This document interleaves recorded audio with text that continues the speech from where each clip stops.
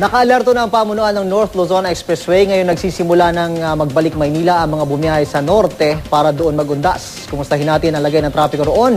May ulat on the spot si Steve Dailisan. Steve!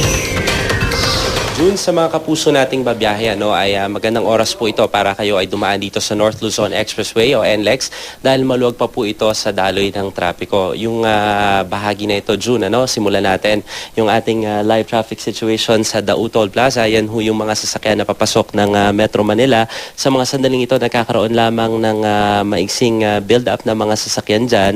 Pero ang sabi sa atin ng pamunuan ng NLEX ay inaasahan ng mga bandang alas 4 pa yung mismong bulto ng mga sasakyan na inaasahang papasok sa bahaging yan ng Dau.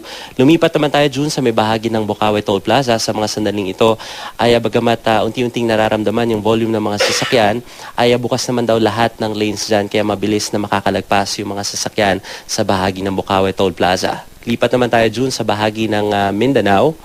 Yung Mindanao exit, isa pong alternatibo yan sa mga kapuso natin para hindi ho kayo maipon sa bahagi ng Balintawak Toll Plaza. Sa mga sandaling ito ay maluwag po yan at wala halos mga sasakyan na dumaraan.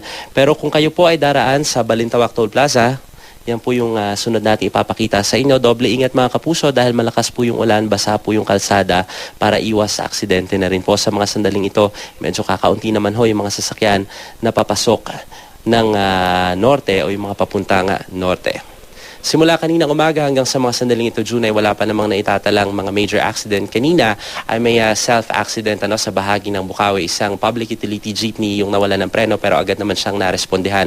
Patuloy yung paalala ng pamunuan ng NLEX dun sa mga kapuso nating babiyahe na mag-blow bagets o yung battery, light, oil, water, brake, air, gas, yung engine at saka yung mismong tire at yung mismong self o yung sarili ng driver para hindi lamang yung mismong sasakyan yung nakakondisyon kundi yung mismong nagmamaneho ng sasakyan. Sakali naman na maka-encounter kayo ng aberya sa inyong pagbiyahe dito sa NLEX, mangyaring tawagan ang hotline 35000 o gamitin yung mga emergency call boxes at para sa mga pinakasariwang traffic situation, i-follow ang NLEX Traffic sa Twitter. Yan muna ang latest mula pa rin dito sa NLEX Traffic Control Center. Balik sa iyo, June. Maraming salamat, Steve Dailisan.